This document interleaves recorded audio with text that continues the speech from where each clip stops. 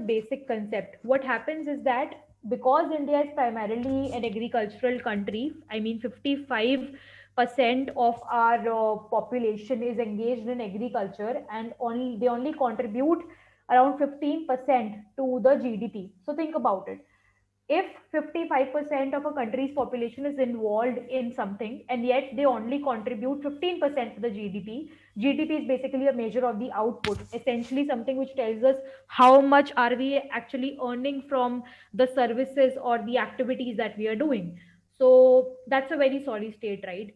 And if you think about it, 67% of our GDP comes from service sector and only 15% comes from agriculture, and yet majority of our population is involved in it. So there is something which is lagging here, there is something which needs to be rectified.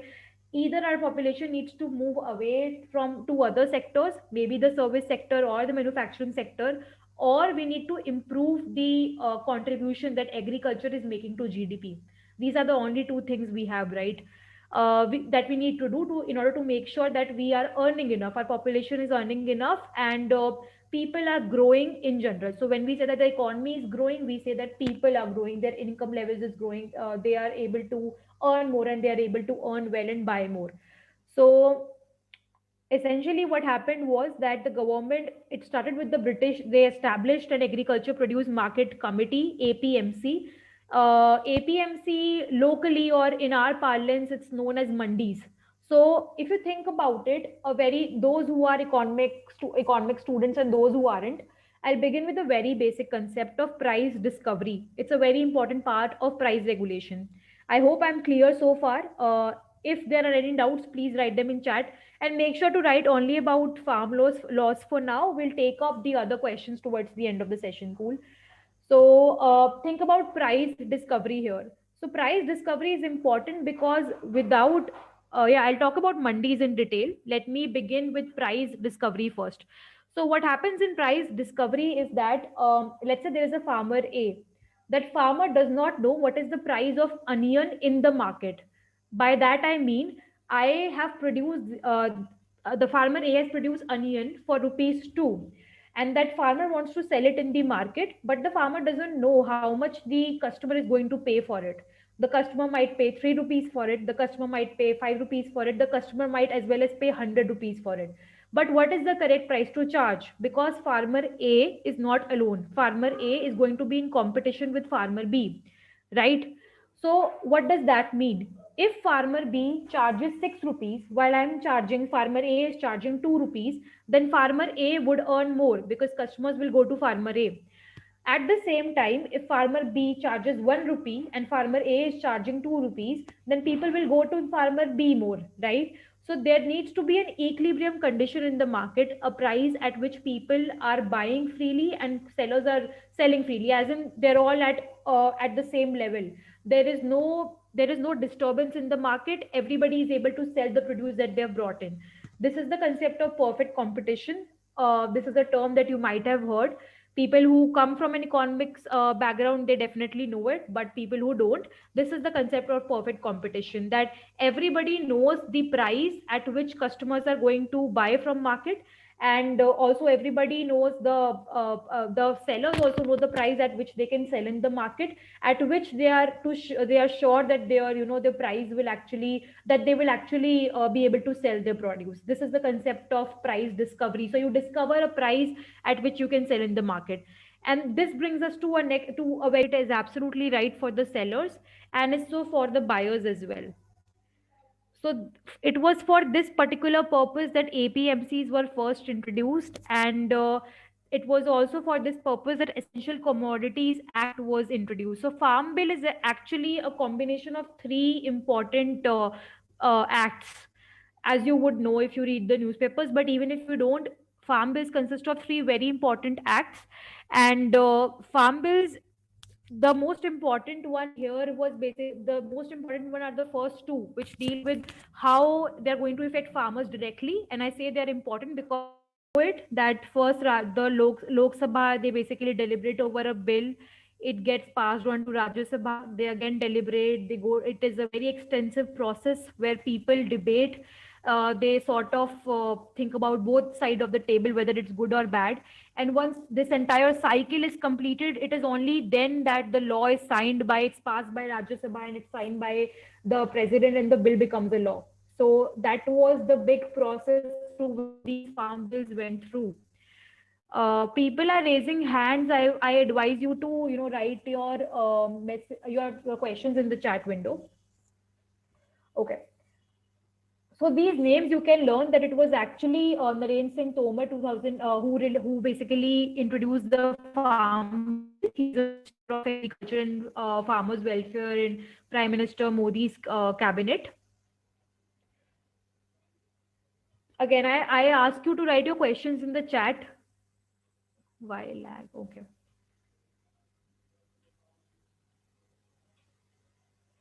No, I did not mention why the government launched farm bills. I just wanted to present an understanding of why it's actually important to regulate the market in the first place. It's important to regulate the market in the first place because government wants to make sure that the price at which sellers are selling and buyers are buying is right. Nobody is making a fool of anyone. Nobody is exploiting anyone. That is the reason why regulation actually happens in the first place. I don't think that you need to take a screenshot. Can somebody from the team tell me if they will get this presentation later? Because if you would, then I don't think you need to take a screenshot. We'll take care of this later, okay? So yeah, so they have said that they have the presentation. It's uploaded on the app. Cool. Okay. So that is the reason why regulation actually comes into effect. And the reason why it's important in the agriculture sector particularly is because agriculture sector employs 55% of the people and only 50% contribution to the GDP, which is a very big problem, right? Because if a sector employs majority of the people, it should contribute to GDP more because it is directly responsible for the employment of those 55% of people. So if agriculture sector is in a bad shape, government must do something to fix it. That is the basic idea why there is regulation in the agriculture sector particularly. And now how agriculture can actually happen is through market regulation, and that is the reason why farm bills were introduced.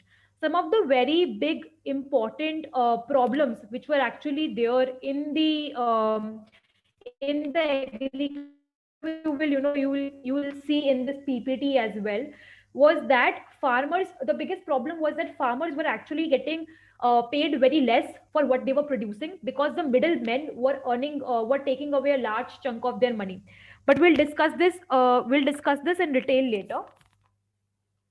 First of all, I would just like to begin by introducing to you what farm bills actually consist of. So farm bills consist of three important acts, but what do these acts deal with? These acts deal with these important things which are written, which are in front of your screen. Go through them once.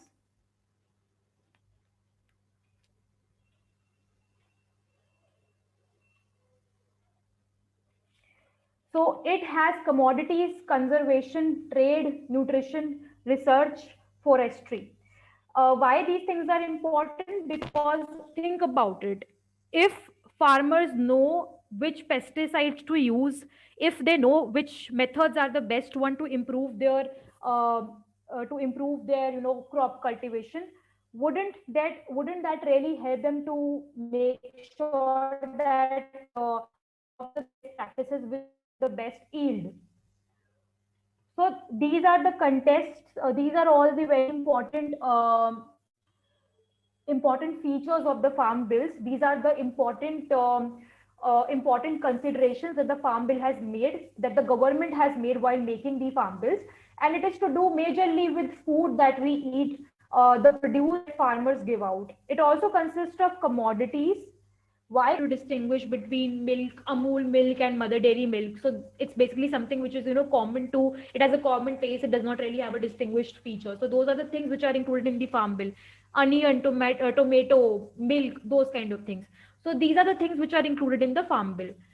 Now, formation of the farm bill. Um, so essentially, a lot of regulations were introduced in the agriculture sector. One of them was also the minimum support price, which is a very important feature of the farm bill. So minimum support price as such is basically when you say that for a particular crop, the farmer will at least get this much amount of money. Why that is important is because of price discovery. The farmer himself might not know that his onion per kg will sell for 12 rupees in the market. Somebody has to come and tell him. Out, there are going to be traders, there are going to be people who buy the onion from the farmers at maybe 6 rupees or maybe 5 rupees and sell it off to a customer at a later stage at 15 rupees, making a profit way larger than the farmer would have made had the farmer gone directly to the customer, right? So it is for this reason that a minimum price must be made to the farmer to ensure that they get at least this much amount of money to make sure that they earn some profit, or maybe they cover all their costs. That is the basic concept of minimum support price. Think of it as some basic money that you get as your pocket money. इतने पैसे तो तुमको चाहिए ही ताकि you are able to sustain throughout the week. That is the basic concept behind minimum support price. One important thing to understand here is that minimum support price is not given for all sort of crops. There are only a particular list of crops which get which are covered under MSP, and I think there are only 22 crops which are supported by the MSP. Not all of them. Like I think wheat is covered, rice is covered, but I don't think that. Okay, so 23. Okay, I might be wrong about that. So not all crops are covered under MSP. Now, I advise you to check this fact whether it's 22 or 23. I remember 22, but you can again check on the internet. That's not a problem. So now what happens is also whenever there is a concept of minimum support anywhere, the problem with that is that sometimes it sort of brings in sort of a regulation controlling the market. There might be corporates who would want to purchase from the farmers, but they can't do that because government has put in certain restrictions. This restriction could be very well in the form of the minimum support price, that you have to give let's say 20 rupees to farmers for 1 kg of onion, while as the corporate might not want to do so. They might be buying in bulk. They might say that I would pay 18 rupees, but I would be buying 200 tons. So something like that. Also, another important part of the APMC Act was that called mandis was created. Now, mandis are designated places. Again, somebody asked me what mandi was. Mandis are designated places where people come and they sell their product. For example, when you go and you want to, let's say, rent a property, you shows you the house and takes a cut from the rent, both from you as well as from the property owner. That is the same concept with these middlemen. They buy the produce from farmers, they auction this produce in these designated physical places called mandi, very much like the sabji mandi that we go to buy our vegetables. And then these vegetables then go to retailers, which then go to customers. So this is an entire chain. But what happens in between is that middlemen, they eat away a lot of profits. What they say is that they form something like cartels. Now, cartels is basically when people collude, people they mix up and they say that we will just give let's say 6 rupees to the farmers, while as we could have given them 8 rupees, or we should have given them 8 rupees. That is basically cartel practices that these middlemen do. They exploit the farmers. So that was something which was happening in mandis. It was against the very spirit of mandis. It was something that shouldn't have happened. Uh, this is different from monopoly also, because these middlemen are actually not people who have the right power. The power still rests with the ministers, with the government who's actually making these laws. It's actually the middlemen who should only be the facilitators. They should only take the produce, they should sell it off to the retailers. They should not inflate the prices in between, and they should not sort of form any obstacles for farmers to find out the correct price that they sell off the product, but they do that. So this is not monopoly, this is an unfair trade practice, and it is for this very reason that government introduced these farm laws, saying that if we try to cut off the middlemen from their source, if we try to sort of, stop them from exploiting the farmers, we would be able to make sure that farmers are able to earn way more than they are able to right now. Cool. So that is the entire concept behind mandis and middlemen, and how they exploit the farmers. Also, it's under state government's control. Now, why that is important is because a local farmer can sell only in a local mandi. I, as a farmer, if I'm from Punjab, I can only sell in Punjab's mandi. I can't go to Delhi and sell. But in Delhi, I might get a higher price, because obviously location determines your price as well. But that cannot happen, that couldn't happen under the previous APMC Act, because mandis restricted you to sell in the local state's jurisdiction, and that was also a very big problem. And that is also one thing that government is saying, that with the new laws it could, be removed.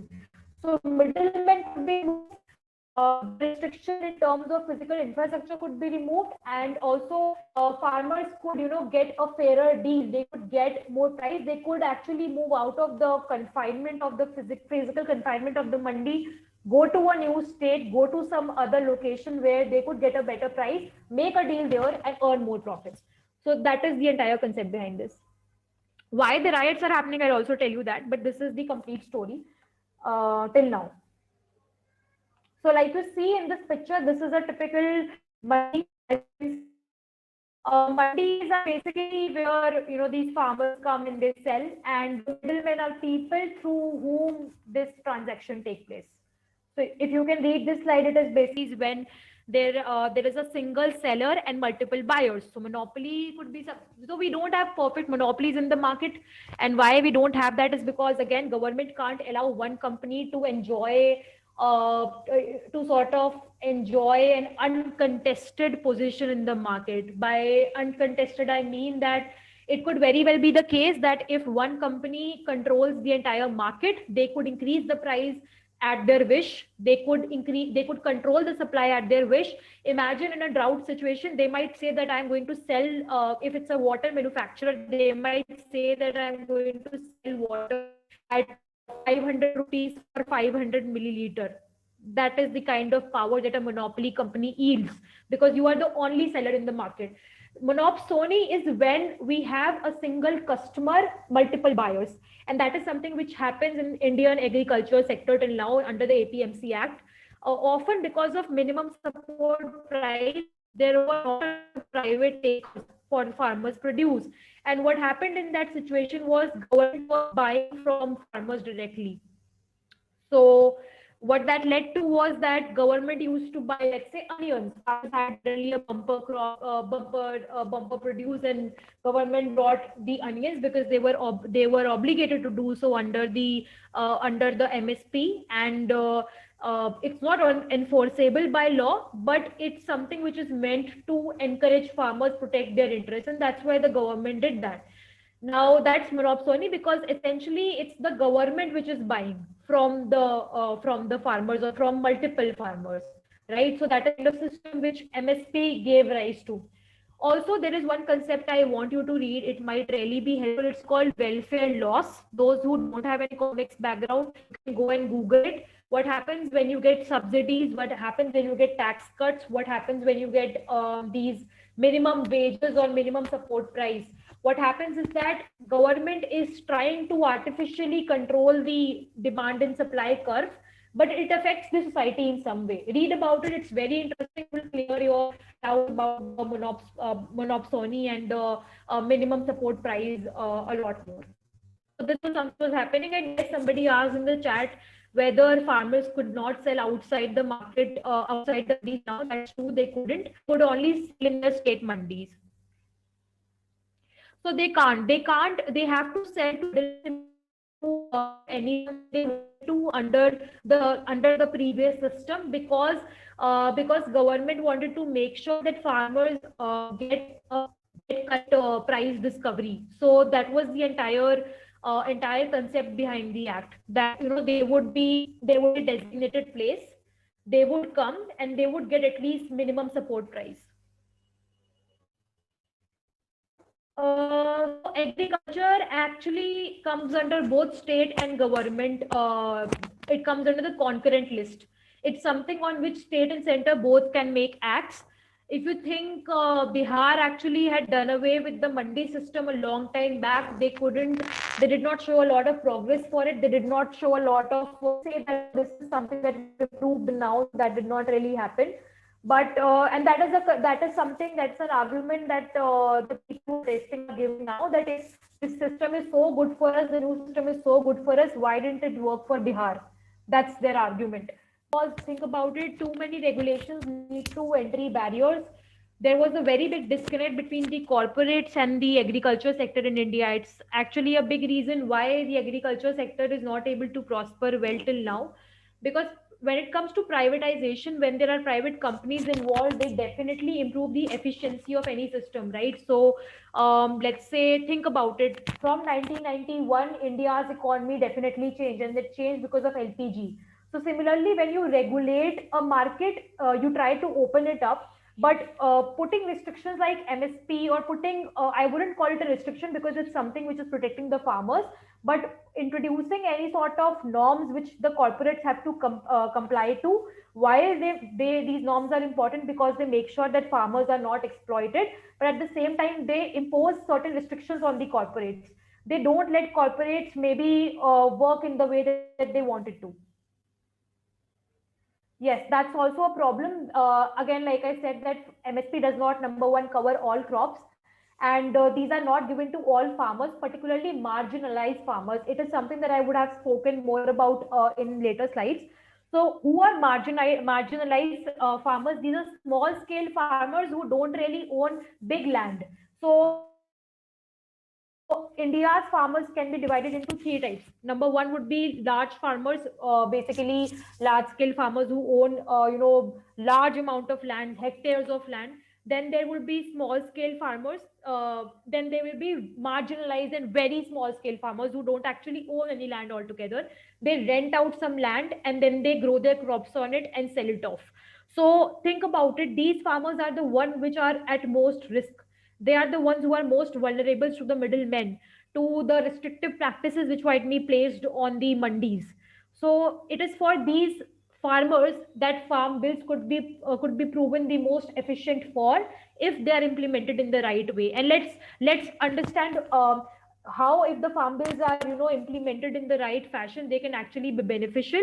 If not, what could be the reasons why farmers are not really uh, protesting it, or are not really in favor of it. So I'll just rush through this because I think I've talked about it. The first act is actually the Promotion and Facilitation Act. You should learn this entire, the name of this entire act. It will help you when you write your, what answers, written test answers. Similarly for the rest of these two laws also. But let's talk about the first act and what it does. I have talked a great deal about this, but I'll just repeat it. So Promotion and Facilitation Bill actually talks about one simple thing, that farmers, they necessarily don't have to now sell in the state mandi. There is barrier free interstate and intrastate trade and commerce which is available for them now. So the physical premises of mandi is no longer going to restrict them, right? So this is a big promotion for these farmers. It's facilitating these farmers to actually go out of their comforts, not comfort zone, but go out of their physical restrictive markets, go to other states, go to some other place wherein they will get better prices, and they can sell there. So it's basically liberating these farmers to actually go out there and sell anywhere they want to. It's removing barriers. It's helping them to discover new markets. And also, it says that there will be electronic purchases that farmers can now do, and there will be electronic transactions, and this will help farmers greatly because money in terms of just cash is no longer a problem.